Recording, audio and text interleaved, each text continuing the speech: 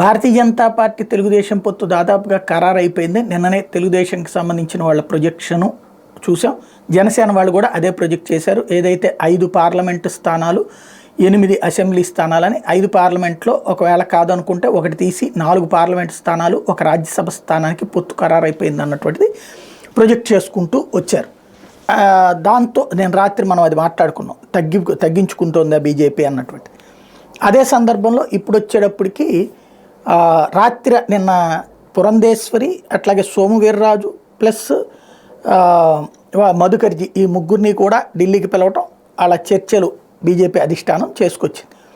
అయిపోయాక నేను రాత్రి మీడియాతో మాట్లాడినప్పుడు సోము వీర్రాజు, పురంధేశ్వరి ఇద్దరూ కూడా చాలా స్పష్టంగా చెప్పారు, తమకు అసలు పొత్తుల గురించి అడగలేదట. వాళ్ళిద్దరిని, ముగ్గురిని కూడా పొత్తుల గురించి అడగల. పొత్తుతో ఏది గెలుస్తారు, పొత్తు 175 స్థానాల్లో ఎవరెవరు, ఈ 3 కదా, ఈ 3లో ఎవరైతే కరెక్ట్, ఈ నియోజకవర్గానికి పార్లమెంట్ స్థానానికి ఎవరైతే కరెక్ట్, అది టిక్ పెట్టుకున్నారు వాళ్ళు.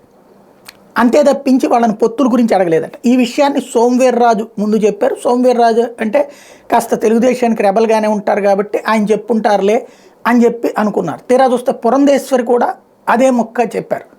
దాంతో పొత్తుల గురించినటువంటి చర్చల్లో పెద్ద ట్విస్టే నడుస్తోంది.